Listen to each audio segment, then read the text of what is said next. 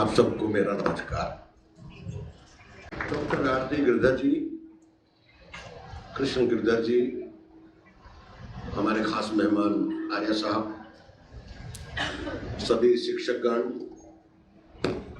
मेरे प्यारे बच्चे, भाई और बहनों, आज के समाज में सबसे बड़ी दुविधा जो है वो ये है कि हम जिए कैसे।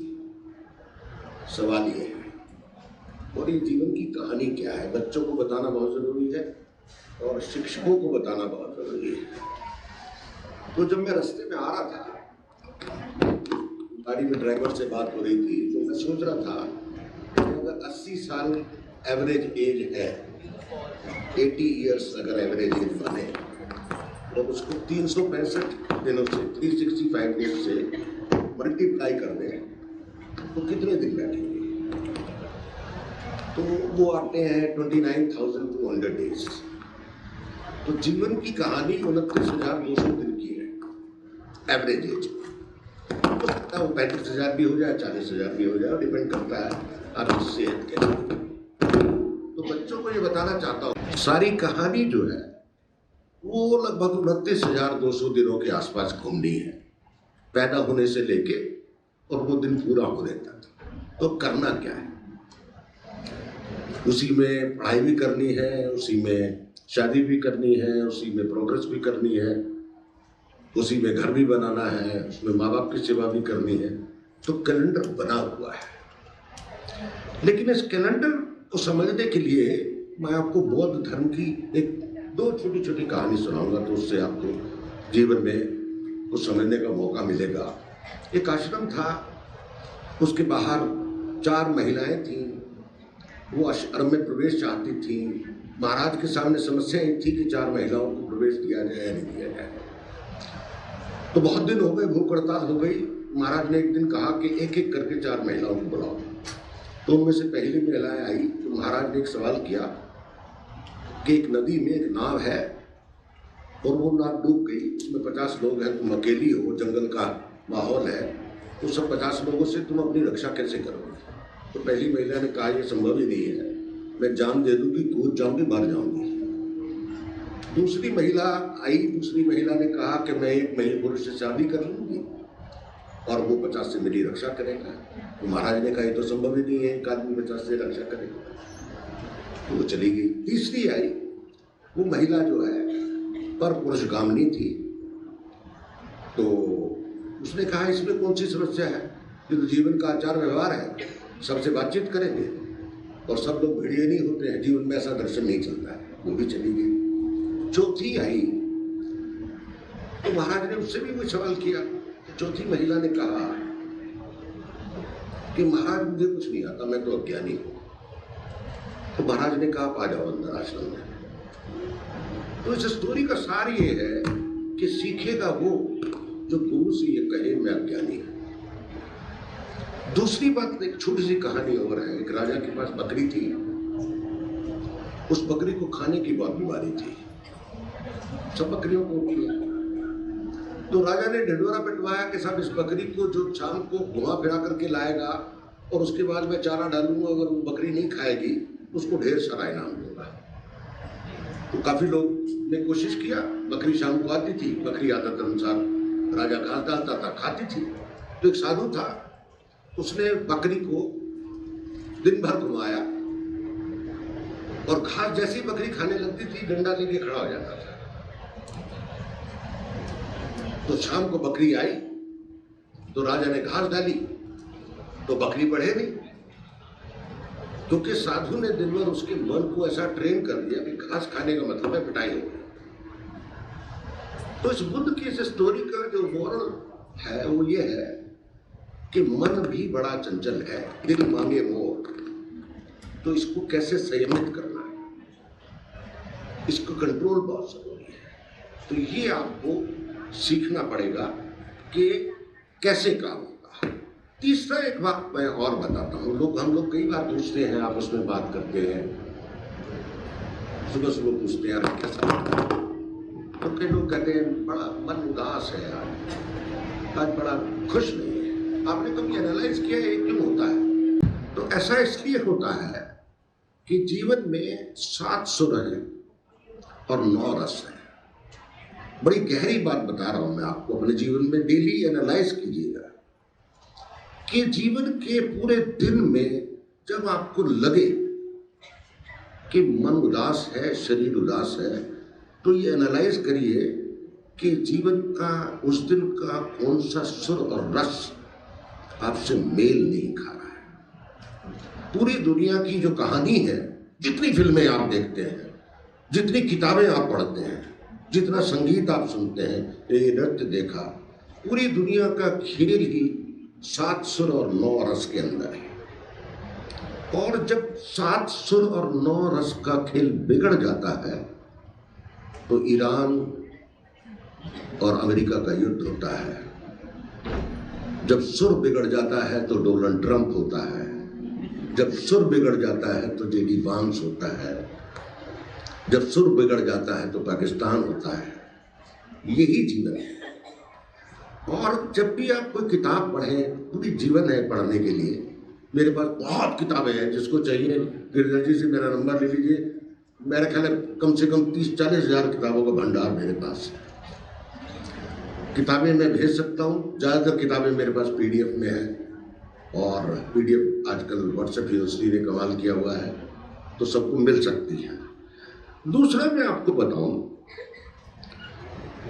कि हम लोग जब जी फाइल्स मैगजीन निकाल रहे थे, क्योंकि जीवन आदमी अपने अपने तजुर्बों से सीखता है, तो हमारे सामने बड़ी समस्या थी कि हम लोग IAS अफसरों की मैगजीन निकालना चाहते थे।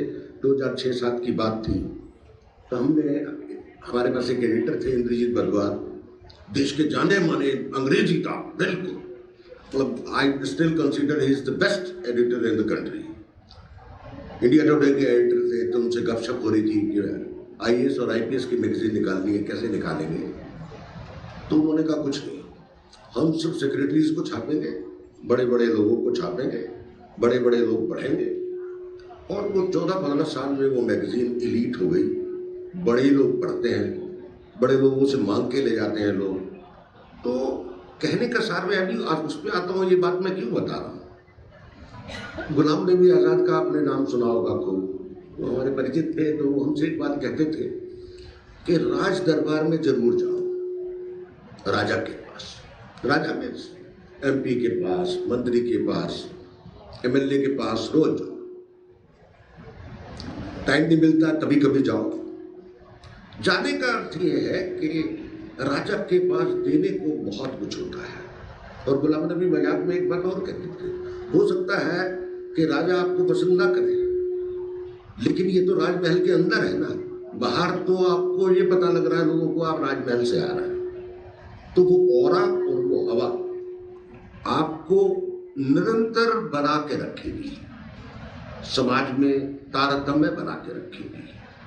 और बच्चों के लिए एक बात और मैं बताता हूँ कि अभी हम लोग फेसबुक पे, यूट्यूब पे तमाम तरह की चीज़ें करते हैं। आजकल माहौल गड़बड़ है। तो आजकल जिस तरह से हम लोग कई बार लिंक डाल देते हैं, उसमें लोगों के बड़े ऐसे ऐसे लोगों के कमेंट आते हैं, तो यही नहीं पता चलता किसको जवाब क्या देना है। आज सुबह मेरी बात हो रही थी बॉम्बे से, तो एक फेसबुक पे हम लोगों ने पोस्ट डाली हुई थी कि ये जो विजय त्रिवेदी हैं, जो हाई कमिश्नर बने हैं बांग्लादेश के, इनके बारे में कि उनका क्या बैकग्राउंड है। तो लोगों ने कमेंट किए हुए थे, तो उनको मैंने जवाब दिए हुए थे। तो उन्होंने कहा आपका जो जवाब देने का तरीका है वो आप लड़ते नहीं किसी से।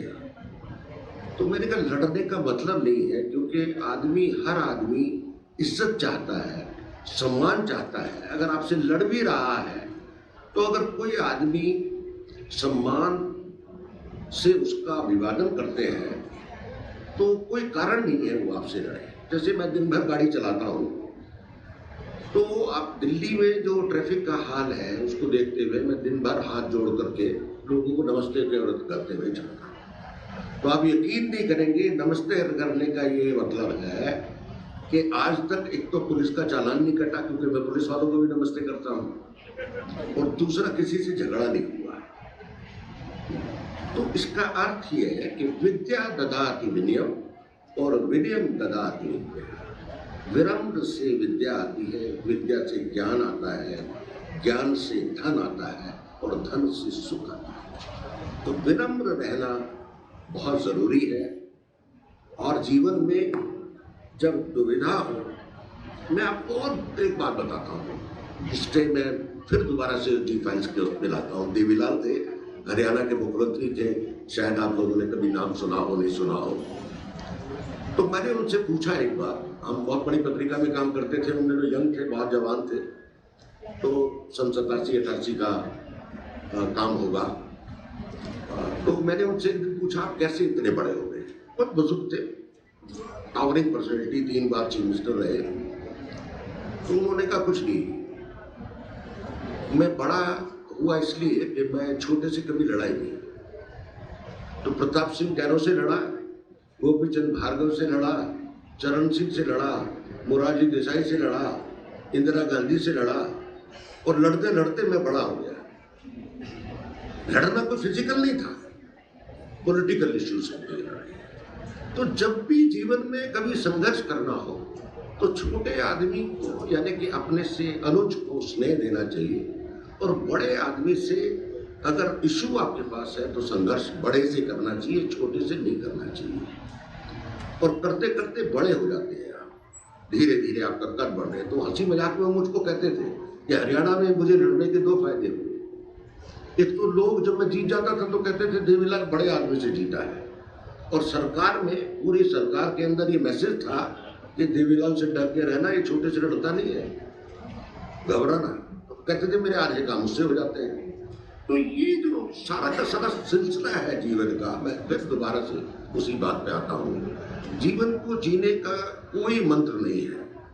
मैं आज देख रहा हूँ, आजकल टेलीविजन पे, अखबारों में, सब जगह कॉलम छपते हैं कि जीवन को जीना कैसे है।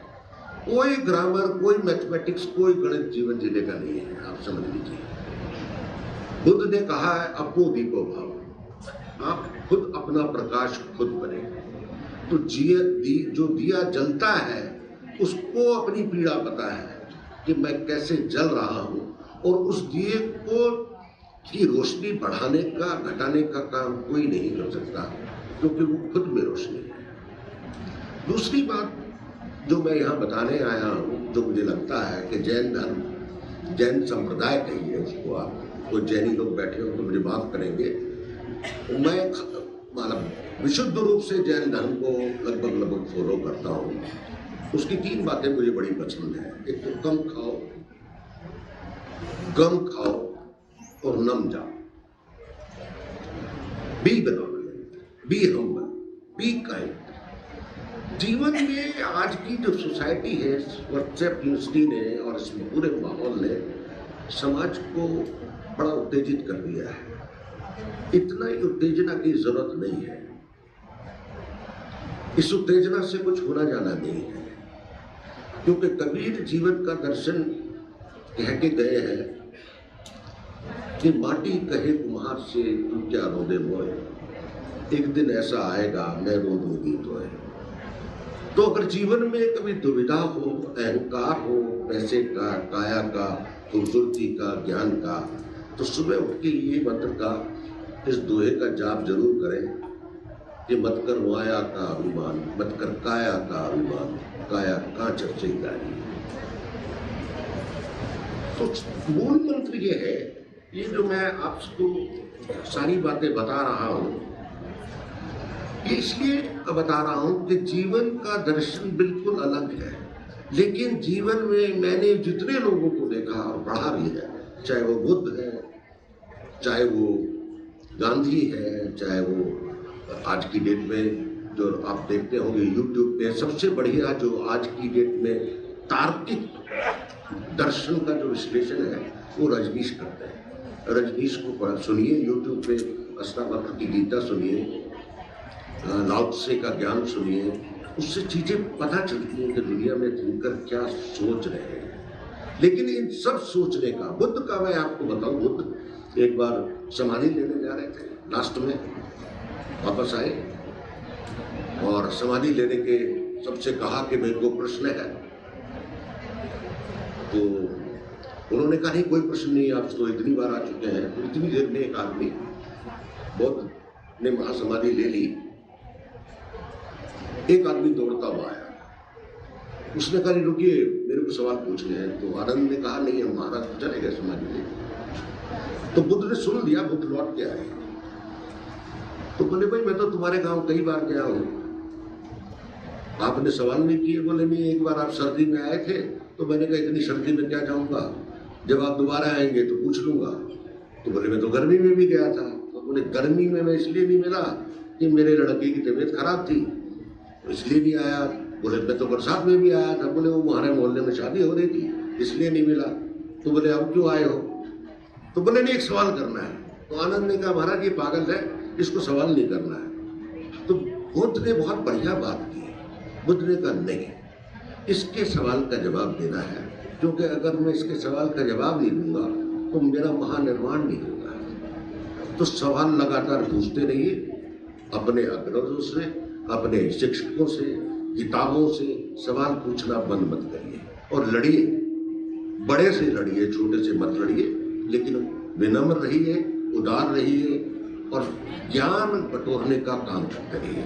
आप सबने मुझे यहाँ बुलाया, आरती जी, कृष्ण जी, आपका बहुत बहुत शुक्रिया, बहुत बहुत धन्यवाद, नमस्कार। बहुत बहुत शुक्रिया सर। एक सवाल है छोटा सा आपसे।